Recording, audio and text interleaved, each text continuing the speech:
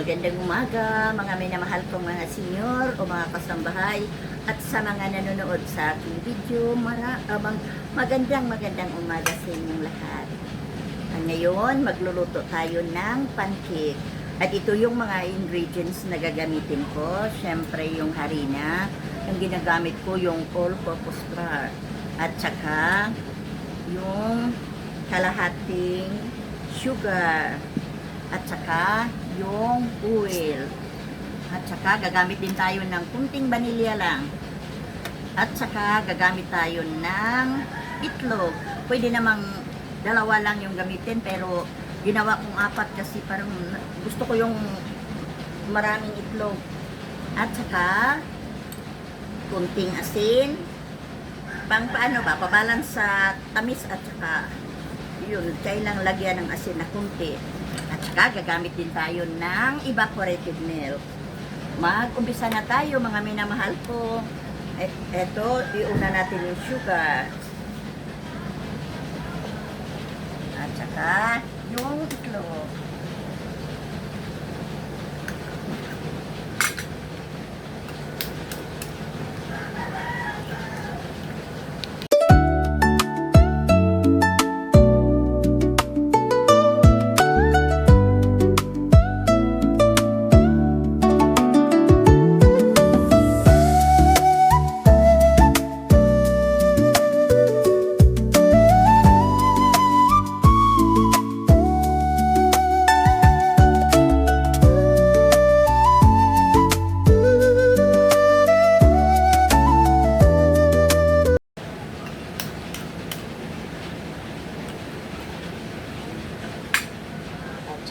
Yung kunting asin at saka oil. Haluin muna ng maigi hanggang sa ma-dissolve yung sugar.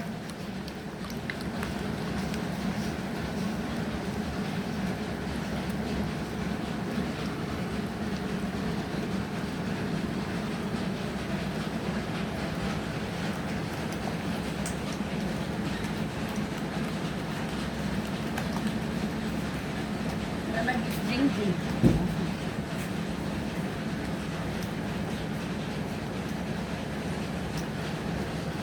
At saka lalagyan ko na rin ng kunting vanilya.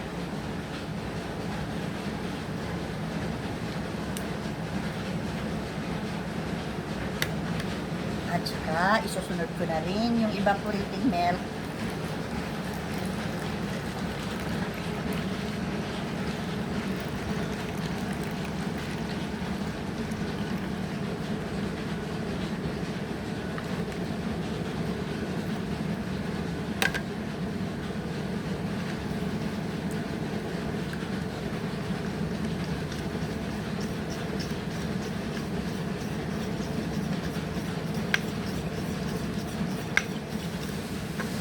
Saka lalagyan din natin ng kunting baking powder.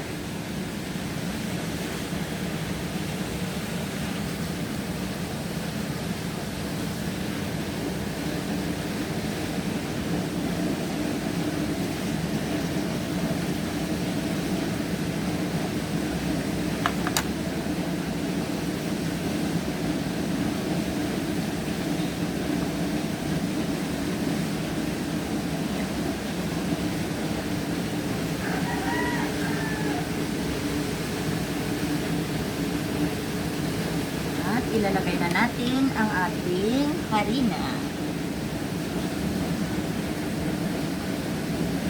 Kailangan ko na yan, no? Para makuha ba yung mga pulbo-pulbo. Hindi may sali dun sa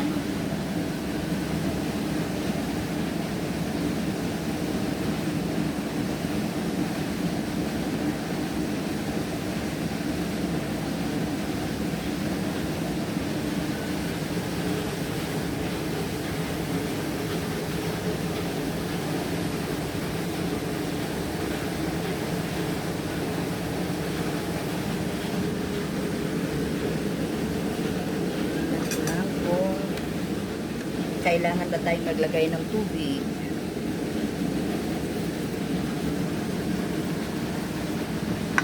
Iubos ko na yung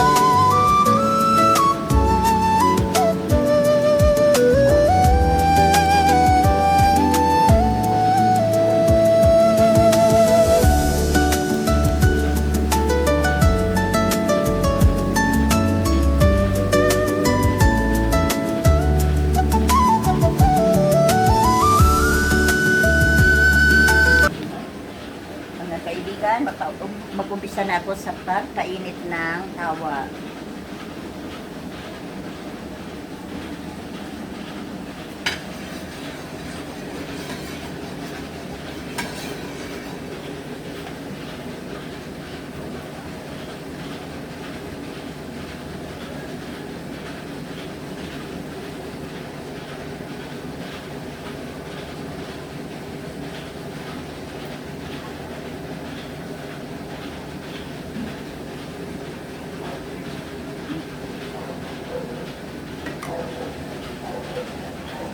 Hinaan lang natin yung apoy, kaya baka luto yung sa ilalim, pero yung sa ibabaw wala pa. Ah.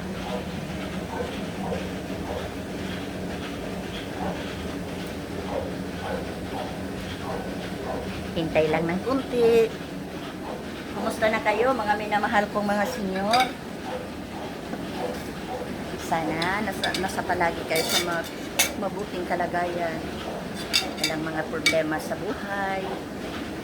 Sana naman palagi nyo panoorin ang aking mga video kahit ganito lang to kasimple. Para sa akin na nangarap, napakalaking bagay na to.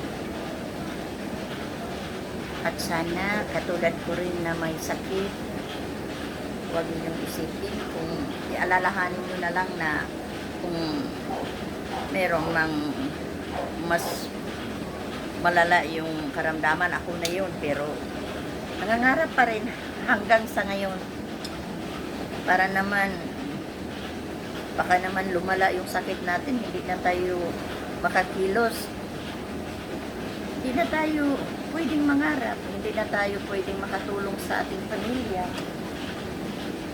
Baka naman magtagumpay tayo sa ating munting pangarap, katulong pa rin tayo sa ating pamilya.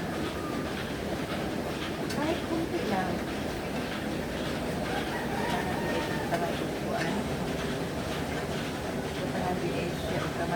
Kamay na o kasi magdikit talaga siya pag walang kuya.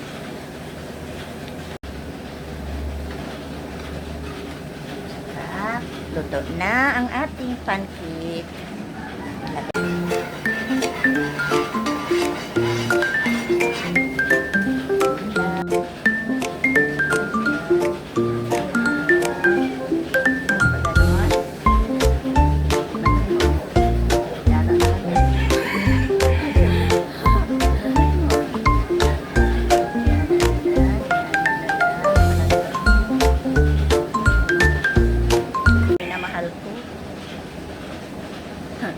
Pero paano, kahit mahirap, lumalaban pa rin tayong nakangiti. Kasi ganito ang buhay, kailangan mong lumaban. Kahit minsan, kung isipin mo, napakahirap. Pero pag pumasok sa isip mo na hindi naman ako nag-isa, kasama ko naman ang Panginoon. At parang maluwag mong tanggapin na okay lang ako kasi dito man ang kagustuhan ng Panginoon sa akin. Siya nga, kaya niyang gawin lahat yun, kakaya niyang gawin, pero tinanggap nga niya yung mga kahirapan na nadaanan na Jesus. Tayo pa. Kaya yun lang, ang isipin natin na hindi naman tayo nag-iisa. At saka kung mayroong mang nawala sa atin, isipin lang natin, hindi man natin yun. Hiram lang natin sa Panginoon. Anumang oras pwede niyang kunin. Wala namang bagay sa mundo na matatawag natin. Kaya pag yun ang maisip natin na bakit ba ako malungkot na nawalan sa akin yung negosyo ko, pero isipin mo na baka yun ang kagustuhan ng Panginoon kasi hiram lang naman yun sa atin. Anumang oras na gusto niyang kunin niya yun. Pag yun ang maisip natin, parang kaya natin tanggapin na gusto na sigurong kunin ng Panginoon kasi hindi man yun sa atin. Kundi bukas sa ating puso na ibigay talaga natin yun sa Panginoon. Nakakahiya naman sa atin kung hindi natin ibigay na pinahiram lang tayo.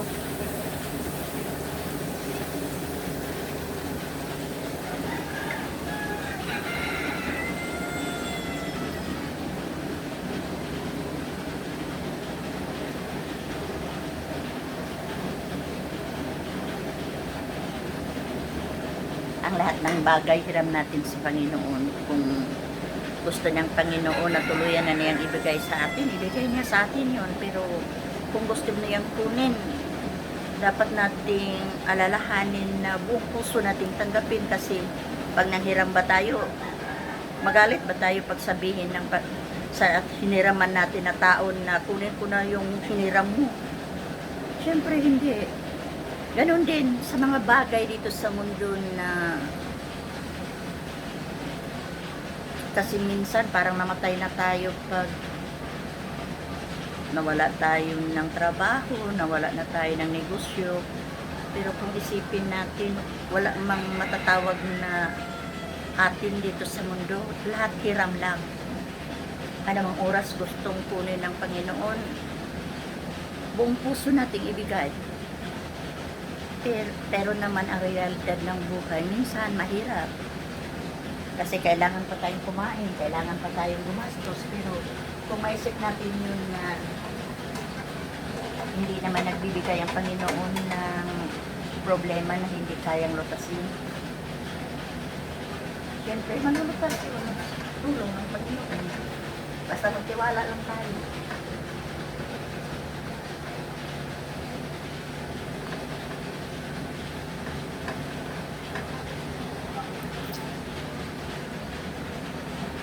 Uy, ito, magkapoy po din mo kayo ito.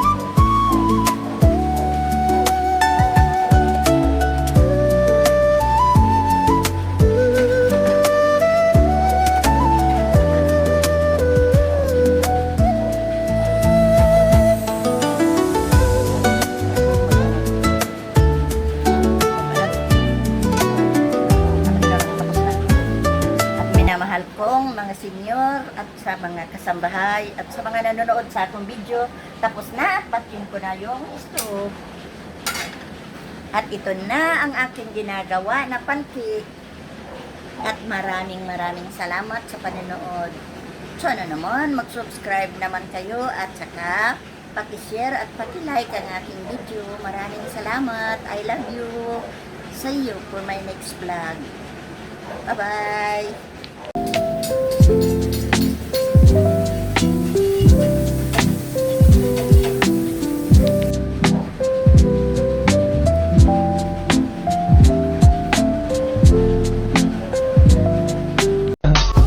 I just had to let you know you're